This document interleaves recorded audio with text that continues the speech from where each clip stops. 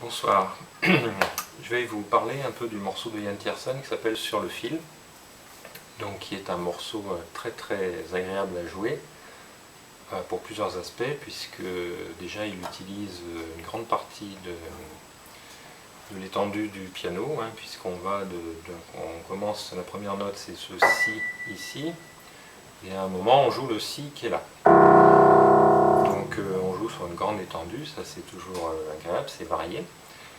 Et le début du morceau se joue à un tempo qu'on choisit, puisqu'il n'y a pas d'indication de tempo.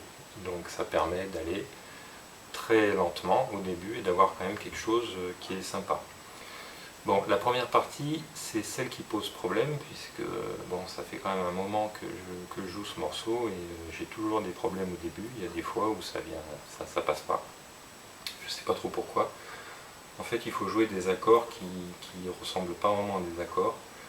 Donc les premières mesures, il faut les apprendre par cœur. Moi, j'ai pas trouvé de logique. Donc il y a des jours où ça passe moins bien. Alors si on met la pédale, ça permet de rendre les choses un peu plus faciles, mais je pense que ça se joue normalement sans la pédale. Voilà. Alors c'est un morceau qui se compose de 3 parties, donc là je vais parler de la première, qui est la plus délicate, mais qui se joue au début et à la fin.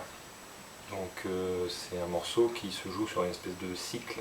Quand on termine, en fait on est au même point qu'au début, donc on peut recommencer. Et par exemple on peut jouer voilà, plusieurs heures de suite. Si on commence à 3 heures du matin, on peut aller jusqu'à 7 heures. Je ne sais pas si ça se fait, si des gens ont déjà fait ça, mais ça peut tout à fait s'envisager. Voilà. Donc première partie qui se joue, c'est indiqué PP, donc piano, pianissimo, ou pianissimo, piano, je ne sais pas. En tout cas, ça se joue très en finesse. Ensuite, c'est un peu plus fort.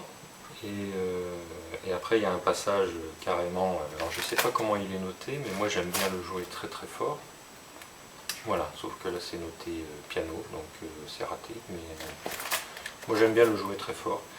Et je trouve qu'on peut se lâcher un peu sur ce morceau, puisqu'il y a la gamme, les notes vont de très loin à gauche, à droite, donc au niveau de l'intensité, on peut faire aussi un peu ce qu'on veut. Donc c'est un morceau qui est quand même très intéressant, moi j'aime beaucoup pour ça. Alors le début, je vais vous faire un peu un aperçu de ce qu'il y a dans ce morceau, donc le début. Donc c'est possible que je fasse toute une série de fausses notes, parce que bon, et comme c'est quand même la 5e fois que je refais l'enregistrement, je pense que ça va être la dernière. Donc s'il y a des fausses notes, elles resteront. Donc juste pour vous donner une idée, donc ça va se jouer très délicatement.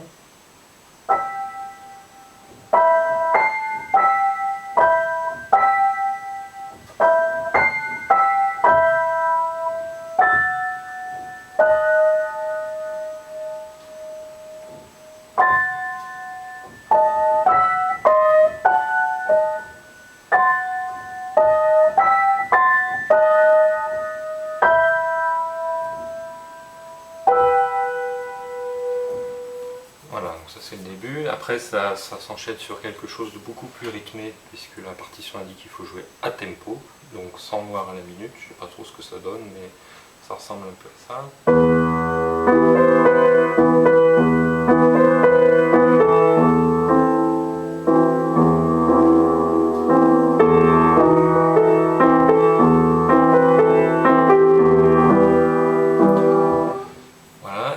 C'est là où il y a quelque chose d'intéressant, c'est que ce motif se répète une 2e fois, mais la main passe à l'octave et la main se croise. Donc ça c'est un truc qu'on ne retrouve pas trop sur les morceaux. Donc après la 2e partie se prolonge par ça.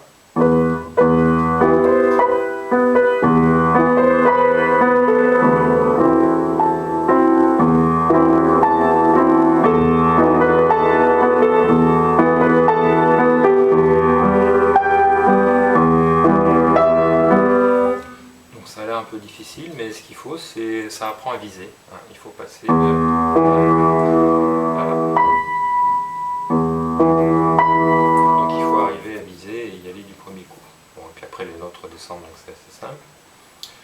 Et ensuite il y a une partie où on y va franco, c'est où on joue la main gauche très à gauche.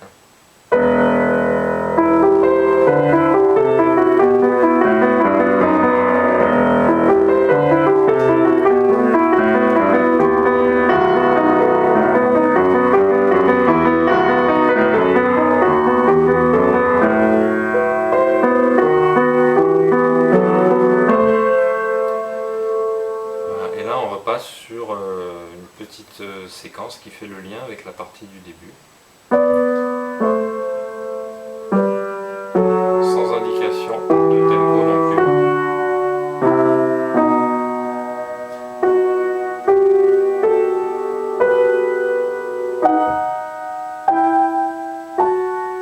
Et là on repart sur le début.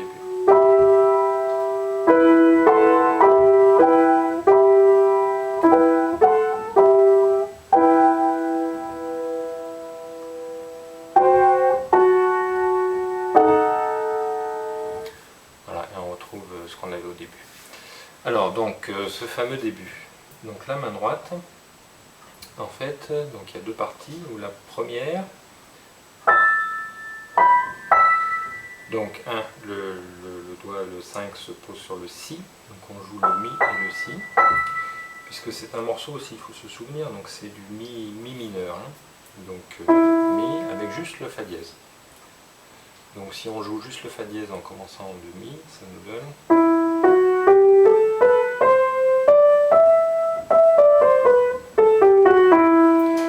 Bon, la dernière note, on la remonte d'un demi-ton pour faire la note sensible, donc ça fait la vraie gamme mineure.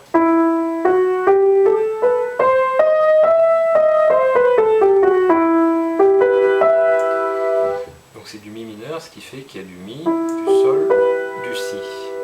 Et de temps en temps le Mi bémol ou le Fa dièse, le Ré dièse, je pense plutôt Ré dièse, Ré dièse. Donc là eh ben, on joue sur les deux notes de la gamme, Ré et Si, et la tierce de la main gauche. Donc on peut se souvenir, si on n'a plus la partition, on peut se souvenir de ça, comment démarrer le morceau. Avec la main droite on a les notes extrêmes, c'est-à-dire la tonique et la quinte, et de la main gauche on joue la tierce un octave en dessous.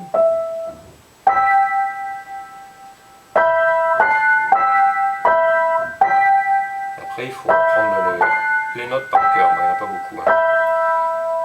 Et après on passe sur un autre accord pour faire la suite. Donc là l'accord c'est Do, La et le Fa dièse.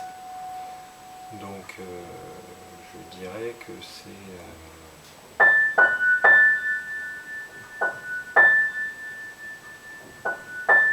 je sais pas trop ce que ça vient faire là-dedans. Donc voilà, ça c'est quelque chose qu'il faut apprendre par cœur.